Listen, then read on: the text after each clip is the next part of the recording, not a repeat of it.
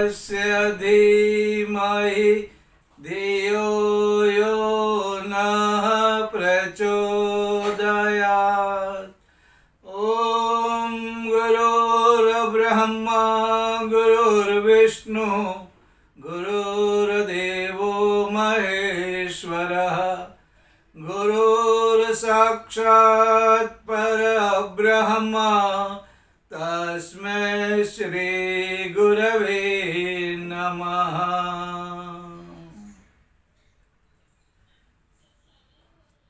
करीब 30-40 साल पहले की बात है।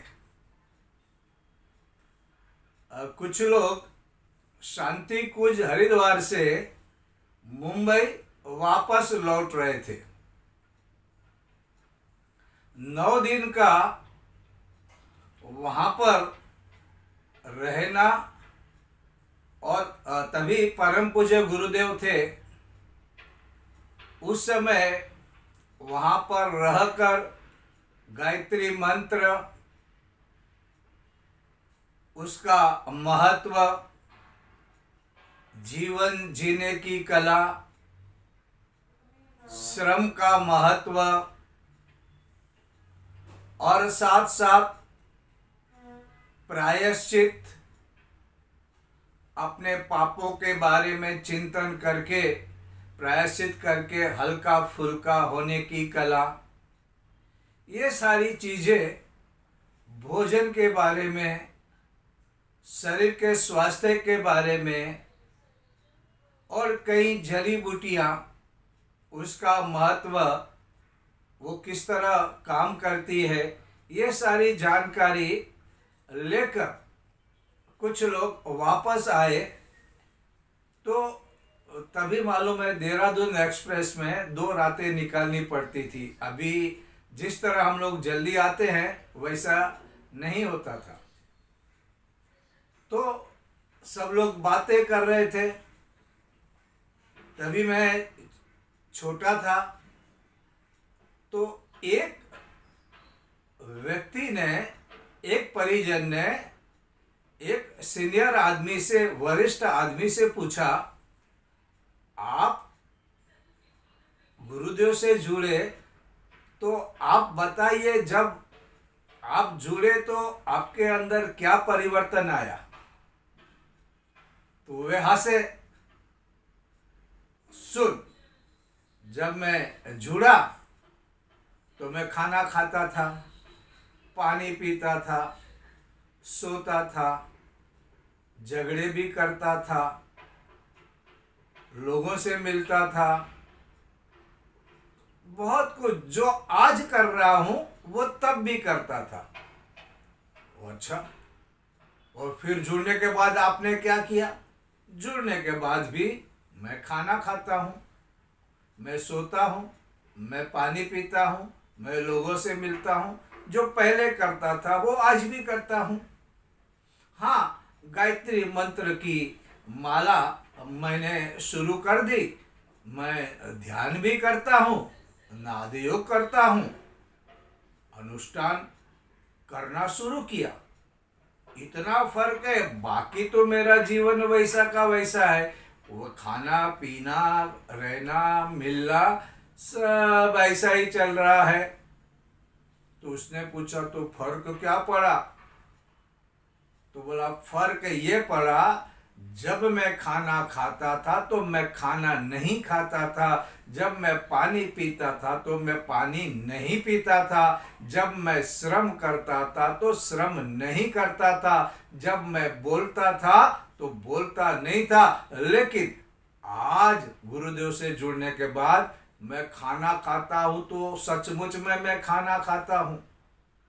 भोजन का स्वाद, सादा भोजन, भोजन चबाता हूँ तो भोजन का स्वाद मुझे लगने लगा कि ये अन्न देवता है, ये मेरे शरीर को रुष्ट पुष्ट करेगा, इससे मेरा जीवन चलेगा, इससे मेरी मांसपेशियां बनेगी, मेरा हृदय यहाँ बहुत अच्छी तरह काम करेगा, मेरे चेहरे पर रौनक आ जाएगी, मेरी बुद्धि अच्छी तरह काम करेगी, क्योंकि ये अन्न देवता है, ये अन्न देवता है। अभी तक तो मैं खाना खाता था, उधर मैं रेडियो सुनता था, तभी टीवी नहीं था, तो रेडियो के गाने सुनते थे, इधर दुनिया की फिक्र करते थे, इधर कानों से निंदा सुनते थे। खाना पेट में कभी गया मालूम नहीं। कभी कभी तो हम लोग क्या करते थे, लौकी की भाजी खा जाते थे, माँ से पूछते थे, माँ आज खाना कौन, आज सब्जी कौन सी थी? तो बोलते थे आलू की सब्जी है। हम बोलते कि बहुत बढ़िया थी। मालूम ही नहीं पड़ता है, आलू नहीं खाया है, लौकी खाया है, मतलब क्या खाना खा रहे हैं, खाना कैसा है वो भी नहीं मालूम पड़ता था। अभी तो एक सादी रोटी भी खाएंगे, एक प्याला छाछ का भी पिएंगे, तो उसका जो स्वाद मालूम पड़ता है, उसकी जो मिठास मालूम पड़ती है, और जब अंदर जाता है तो लगता है कि कुछ शक्ति अंदर जा रही है। पानी पीते हैं तो अब पानी ऐसा जाके, जैसे आज के लोग ठंडा बोतल फ्रिज में लेकर पानी पी लेते हैं, उनको मालूम भी नहीं वो क्या पी रहे हैं, कितना ठंडा है, शरीर के योग्य है नहीं। अब हम पानी पीते हैं तो पानी को जैसे कि खा रहे हैं। अब पानी को पी रहे हैं या खा रहे हैं पता नहीं चलता है, हम लोग पानी को खाना सीख लिया। अब सुनते हैं तो लोगों को ध्यान से सुनते हैं। पहले लोग क्या बोलते हैं, अरे माता पिता क्या बोलते हैं वो भी नहीं पता चलता था। कभी कभी प्रवचन सुनने जाते थे, रामायण भागवत सुनने जाते थे, तो वो क्या बोलने वाले क्या बोल रहे हैं वो पता ही नहीं चलता।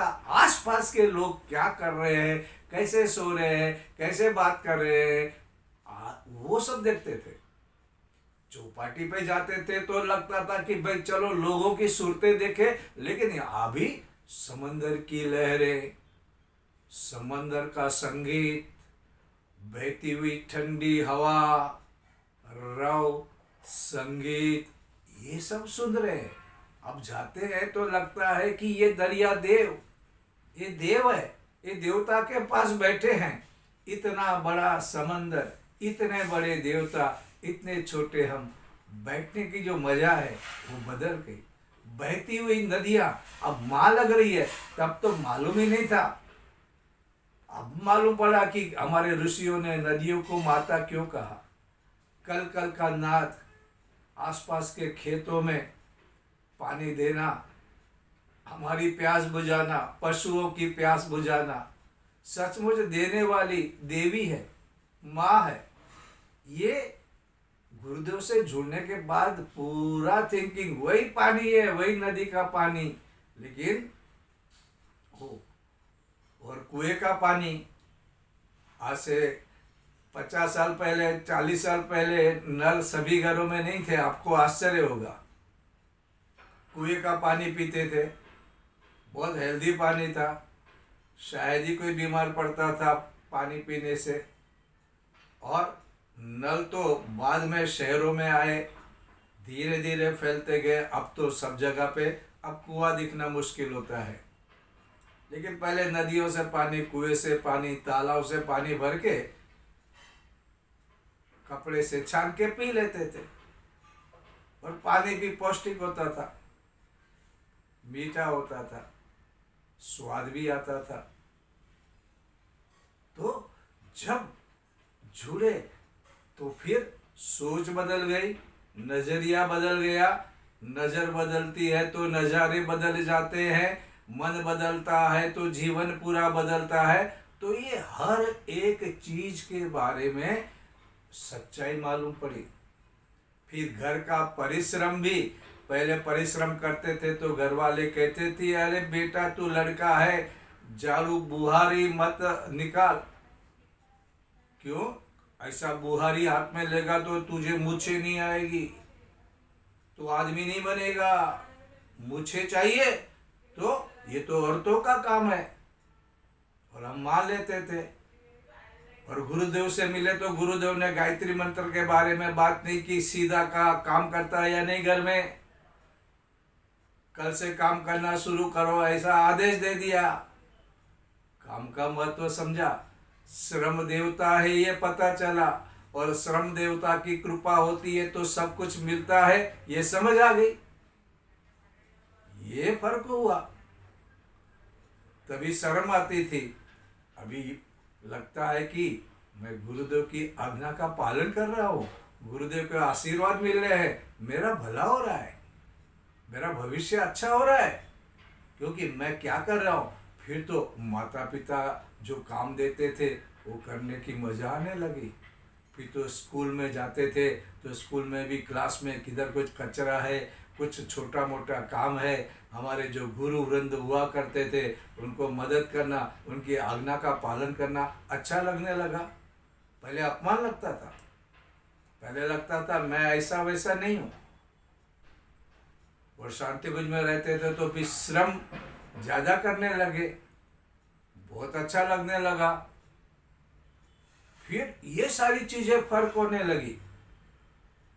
तो करते थे वही करते हैं, जो खाते थे उसमें खास फर्क नहीं, लेकिन भावना सवेरे नहाते थे तो पहले ऐसा जैसे कि कोई बर्तन को धो लेते हैं वैसा पानी डाल लेते थे, लेकिन बाद में गुरुदेव से जुड़ने के बाद भाई ये जल भी गंगे च यमुने चैव गोदावरी सरस्वती नर्मदे सिंधु कावेरी जले अस्मिन् सन्निधिं कुरु, ऐसा लगने लगा।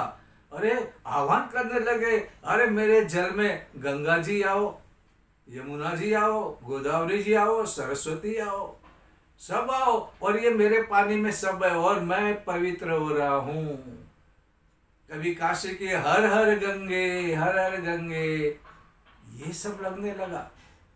और मेरा स्नान एक पवित्र कार्य हो गया, भोजन प्रसाद बन गया, जल की आचमनी पवित्रता देने लगी। ये विचार जीवन बदल गया और जीवन आनंदित हो गया।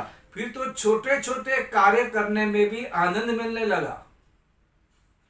और फिर किसी के सामने किसी के लिए काम नहीं कर रहे हैं, हम अपने लिए काम कर रहे हैं, अपने लिए जीवन जी रहे हैं, ये आनंद मिलने लगा। ये सब समझ में आने, जीवन जीने की कला ये पूरी समझ में आई।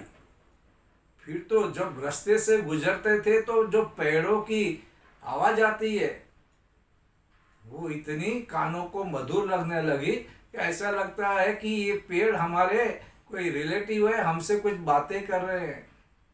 कोयल की कूक हो या रात को कभी भी सवेरे जल्दी उठ के अनुष्ठान करने लगे तो पंछियों की आवाज, और कभी कहीं आश्रमों में या जंगलों में जाके रात गुजारते थे तो रात के जलचर के साथ साथ वनचर, और फिर रात में जागने वाले जो पंछियों की आवाज भी अपनापन देती थी। पहले डरते थे, रात को कोई पंछी बोलता था तो डर लगता था।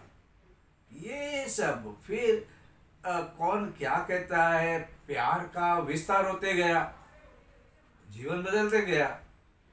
आप लोगों को भी उन्होंने कहा कि ये सब समझना चाहिए। सिर्फ अभी तो जैसे 5 दिन का कार्यक्रम होता है तो ये पिकनिक नहीं है, ये जीवन बदलने का, माँ के पेट में वापस जाके अपनों को संस्कारित करने जैसा शांति कुंज में जाना होता है। तो देखो यहाँ पे गायत्री परिवार ने, शांति कुंज ने महामानव देवता जैसे लोग दिए हैं। आज आप देख रहे हैं पूरे विश्व में, भारत में नहीं, जो गायत्री परिवार फैला हुआ है, ये ऐसे लोग जिन्होंने परम पूज्य गुरुदेव की बातें समझी और शांति कुंज से जो कुछ भी लिया उन्होंने पूरी दुनिया में फैलाया। आज इतना मधुर जीवन हो गया है उन लोगों का, और इसे हमें दोहराना चाहिए, याद करना चाहिए गुरुदेव ने क्या दिया, क्या दिया, इसके बारे में हमको पूरा सोचना चाहिए। व्यर्थ का विवाद, अभी क्या होता है, जब धर्म की बात करते हैं तो लोग फिर भगवान है क्या, वेयर इज गॉड। अरे तो इंटर में साइंस में फेल हो गया है तो भगवान के बारे में वेयर इज गॉड मुझे दिखाओ तो मैं मानूंगा। भगवान को दिखाओ तब मानेंगे, या तो फिर तर्क करेंगे कि मुर्गी पहले हुई या अंडा पहले हुआ बताओ, और बता नहीं पाएंगे तो हंसेंगे, बोलेंगे आपको तो ये भी नहीं मालूम, देखो कैसा मुंह काला कर दिया हमने, हमको सिखाने आया। अब ये तो कभी भी अंडा पहले था या मुर्गी पहले थी, ये तुमको क्या जान के भी क्या करना है, और फिर तुमको इससे क्या प्राप्त होने वाला है।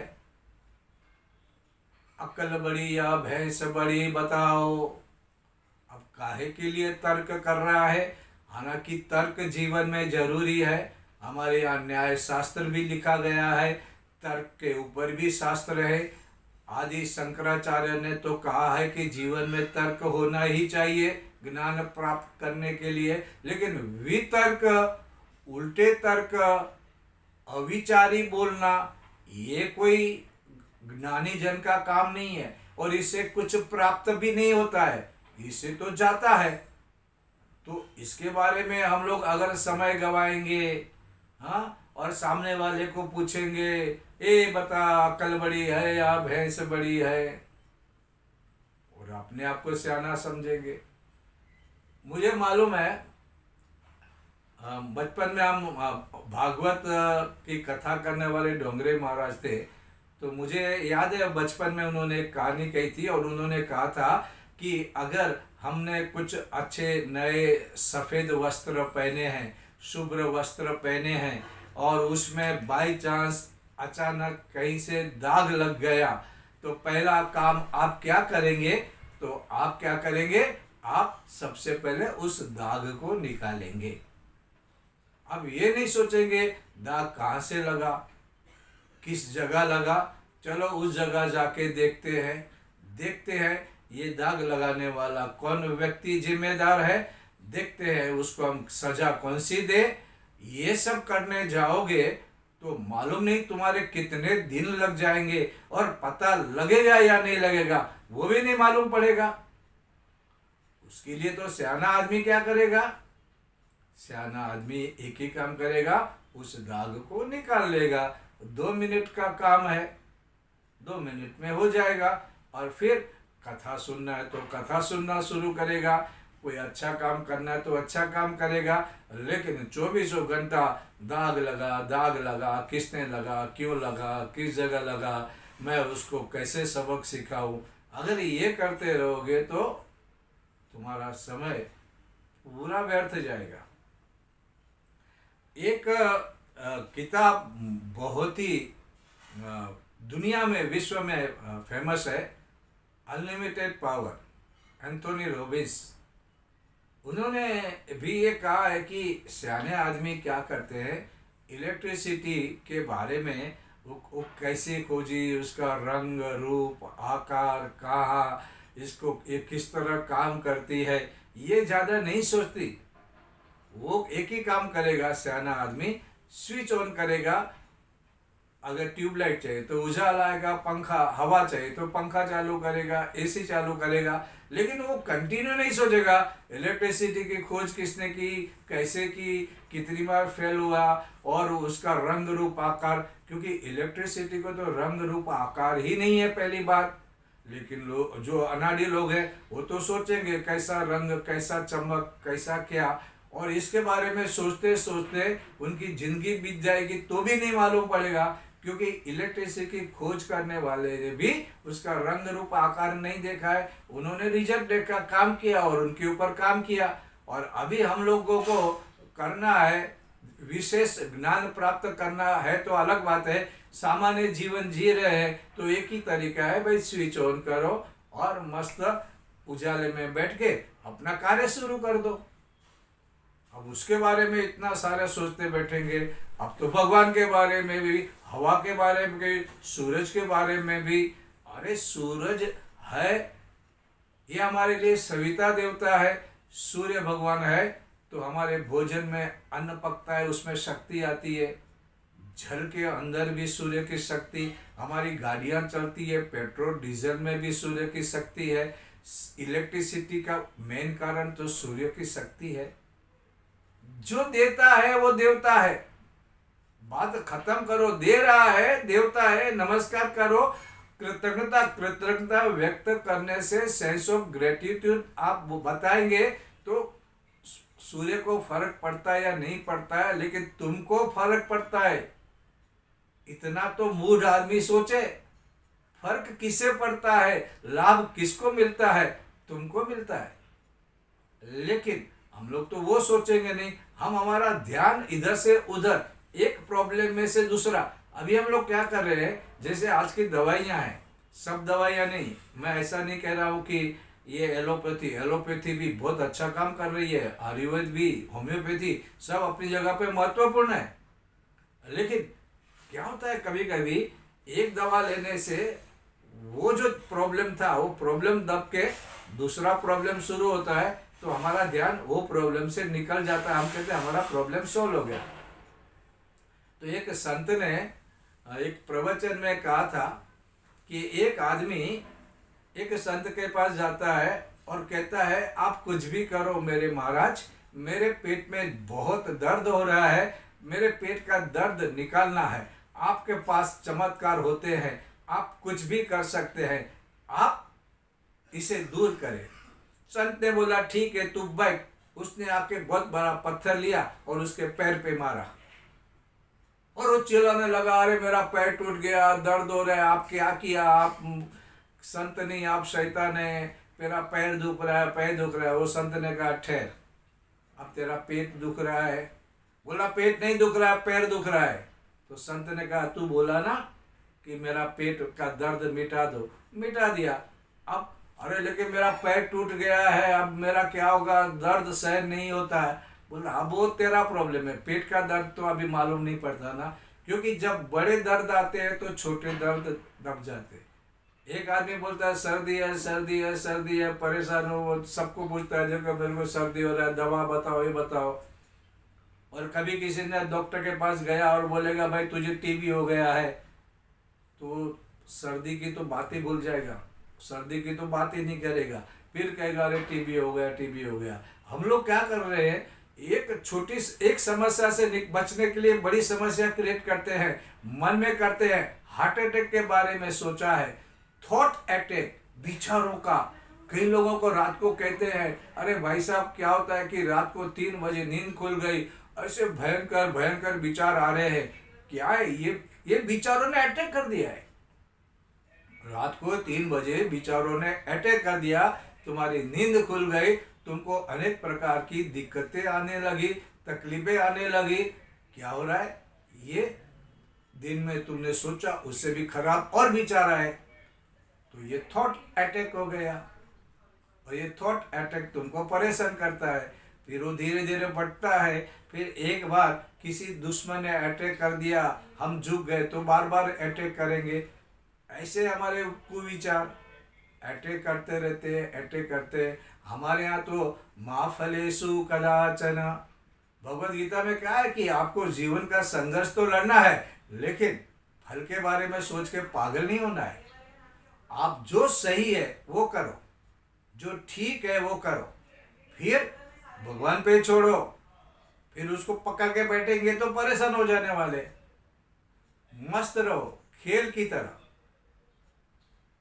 और अच्छे काम के बारे में परम पूज्य गुरुदेव ने कहा था कि बेटे, जो काम अच्छा लगता है, जो दिल कहता है, उसको अभी का अभी करो, कल पे मत रखो, उसको पेंडिंग मत रखो, अभी करो। और बुरा काम है, सोचो, 2 दिन के बाद करेंगे, सोचेंगे, और सोचने के बाद हम लोग वो काम करना है। लेकिन 2 दिन के बाद अक्सर हमारे विचार, गलत विचार जो होते हैं, वो शांत हो जाते हैं, बिल्कुल शांत हो जाते हैं। तो हमको इस तरह से हमारा जीवन जीना चाहिए, लेकिन इसके बारे में हम लोग कभी सोचते नहीं। तो छोटी छोटी बातों में हम लोग उलझते रहते हैं, समस्या को दूर करने के लिए दूसरी समस्या करते हैं, दवाइयों की तरह एक बीमारी को निकालने के लिए फिर दूसरी बीमारी को हम लोग आमंत्रित करते हैं, है ना।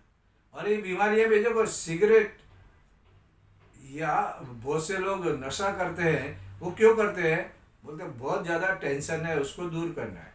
लेकिन अब क्या हो जाता है, ये टेंशन फिर तुमको दूसरी बीमारियां लाते हैं। ज़्यादा टोबैको, हाँ, कैंसर जैसी बीमारियां भी ला सकते हैं। ऐसा जरूरी नहीं है कि कैंसर ही होगा, हाँ, ये भी गलत है। तंबाकू से कैंसर ही होगा ऐसा भी नहीं है, लेकिन होने का चांस बहुत है। आपने कैंसर को आमंत्रित कर दिया है, महाराज आओ, वो आए या ना आए वो अलग बात है। और ऐसा भी नहीं है कि कैंसर सिर्फ तंबाकू या ऐसे बुरी आदतों वालों को होता है, किसको भी होता है, हाँ, वो हम लोग मान के चले। लेकिन जब आप कोई गलत काम करते हो तो आप उनको आमंत्रित दे रहे हो। हद से ज्यादा कोई भी नशा, हद से ज़्यादा कोई भी नशा तुमको तकलीफ दे सकता है। तो हमको ये छोटी छोटी बातों का ख्याल करना है, हमको इस तरह से नहीं करना है। गुरुदेव से जुड़ने के बाद जब देखो अस्वाद व्रत की बात, अभी तो अस्वाद व्रत कितने करते हैं नहीं करते हैं, बहुत से जो साधक हैं जो समझते हैं वो करते हैं। उससे सबसे पहला लोग कहते भी है, अरे कुदरत के खिलाफ जा रहे हो, भगवान ने स्वाद दिया तो एंजॉय करो ना। हाँ सही बात है, लेकिन मैं कहता हूँ कि स्वाद एंजॉय करना है तो अस्वाद से फायदा होता है। क्योंकि कोई चीज़ आपको मिलती नहीं है ना, वो जब मिलती है, आप जब अस्वाद करते हैं और दूसरे दिन आप रोटी और छाछ भी पिएगे ना, आपको उसमें स्वाद आएगा। छाछ का स्वाद क्या है, रोटी गेहूं का स्वाद क्या है, ये अस्वाद व्रत में मालूम पड़ता है। जब आप चबाते हो, एक मीठापन जब आता है और छाछ की जो एक टेस्ट स्वाद होता है ना, वो तब मालूम पड़ेगा। देखो बचपन में याद करो कि जब हम लोग मिडिल क्लास या गरीब थे तो होटल में डोसा खाने के लिए 2-3 महीने में एक बार पिताजी लेके जाते थे, तो उसमें कितना स्वाद आता था। मैंने देखा है कि गाँव में ये पार्ले जी, ये ग्लूकोज जो होते बिस्किट होते थे, तभी गाँव में नहीं मिलते थे। गांव में सचमुच में नहीं मिलते थे, अभी सब जगह मिलते हैं। अभी तो आदिवासी एरिया में जाओ, जंगल में जाओ, लेकिन तब नहीं मिलते थे। तो कोई मुंबई से आता था, कोई उनको देता था, तो एक पाले जी को उन लोग सवेरे से लेके शाम तक ऐसा जो चूहा ये करता ना दांतों से थोड़ा थोड़ा लेते थे, उसका स्वाद लेते थे, फिर रख देते थे, फिर बाद में फिर ऐसा करके पूरा दिन चलाते थे। और अभी अभी के बच्चे खाएंगे तो पूरा पैकेट खा जाएंगे। लेकिन आजकल तो वो इतना मिलने लगा है ना। अभी हम हमारे स्कूल में 26 जनवरी के दिन हम लोग पहले पेड़े वगैरह बांटते हैं, तो एक दिन विचार आया कि ये हेल्दी है, पेड़े में आजकल मावा खराब होता है। तो हम लोगों ने वो पाले जी बेचा, तो बच्चों ने क्या कर दिया, बोलता है कुत्ते का खुला काम खाए क्या। क्योंकि अब इतना मिल रहा है कि लोग कुत्ते को भी बिस्किट खिला रहे हैं, तो उनको लगता है यह हमारा नहीं है।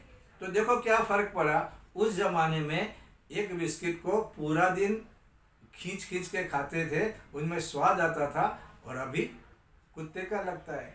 उसी तरह हम जब खाना खाते हैं तो पूरा दिन ये मसाला वो मसाला गार्लिक, और आजकल तो इतने नए नए मसाले आए हैं, हम लोगों को भी नहीं मालूम, ये बच्चों को ही मालूम होता है। और टीवी में इतने न अलग अलग स्वाद आए, कहाँ से केमिकल लाते हैं। और सिर्फ भारत के नहीं, चीन से भी आएंगे, इटाली से भी आएंगे। इटालियन खाना, चाइनीज़ फूड, थाई फूड, उनके मसाले, उनके स्वाद, और बच्चे अपने स्वाद भी भूल रहे हैं। अब जीरा बच्चों को नहीं भाता, सिंपल लगता है। अब मेथी की बात, कड़वाहट अच्छी नहीं लगती, लेकिन फिर अलग अलग भोजन है उनको चाहिए।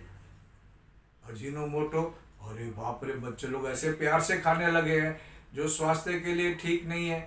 तो ये सारी चीजें आ रही है। लेकिन जब तुम असली स्तोत्र पे जाओगे तो मालूम पड़ेगा क्या ठीक है। जब तुम खाओगे ना छाछ और रोटी, उसमें नमक भी नहीं है, शक्कर भी नहीं है, और उसकी जो मिठास है, मन शांत करके गायत्री मंत्र बोलो, गुरुदेव माता जी को याद करो, हिमालय के बारे में सोचो, और धीरे धीरे चबा चबा के 30 बार 35 बार चबाओ, उसको पानी बना दो, फिर जाने दो। तुम बोलोगे अरे ये तो खाना है, लेकिन करे नहीं। एक बार श्रद्धेय डॉक्टर ने अपने प्रवचन में कहा कि एक आदमी आके मुझे पूछता है, डॉक्टर साहब सूर्योदय कैसा होता है। तो बोले हमने तो एक ही कहा कि सूर्योदय देखना है तो सवेरे जल्दी उठना पड़ेगा, सूर्य के उदय से पहले उठना पड़ेगा, आसमान में देखना पड़ेगा, तो सूर्योदय कैसा है मालूम पड़ेगा। लेकिन हमको उठना नहीं है और हमको सूर्योदय के बारे में जानना है, तो ऐसा संभव नहीं होता है। तो हम लोग सूर्योदय के बारे में जाने, अच्छी तरह जाने और जाने। ये सब कैसे होता है? ये सब जब हम लोग गुरुदेव या मैं मतलब दूसरे कहेंगे, आप जिस महान पुरुष से जुड़े ना, उनकी बातों को आप सचमुच में फॉलो करो। हाँ, सिर्फ ऐसा आजकल पैर भी पड़ते हैं, तो पैर भी कैसे पड़ते हैं मालूम ना, और सामने वाला डर ऐसा करके पैर पड़ेंगे, सामने वाला डर जाएगा। तो पहले आप उनके लिए आदर, उनके चरणों को छुओ, उनके हाथों का स्पर्श देखो, देखो कैसा फील होता है। हाँ, तो आपको उसका आनंद आएगा। तो इस तरह से आप देखो, परिवर्तन आता है तो परिवर्तन अच्छा बदलाव लाता है। जीवन वैसा ही रहेगा, हमारा काम काज खाना पीना वैसा ही रहेगा, लेकिन अब वो क्या हो जाएगा, अलग हो जाएगा। अभी तक हम चलते हैं अपने स्वार्थ के लिए, तो बस पैर है, चलना हुआ। लेकिन जब कोई अच्छे कार्य के लिए चलोगे तो तुम्हारे पैर को लोग चरण कमल कहेंगे, चरण कमले भ्यो नमः कहेंगे। तुम जाओगे, अच्छे काम करोगे तो तुम घर पे जाओगे तो लोग तुम्हारा स्वागत करके, घर वाले तुम्हें नमस्कार करेंगे।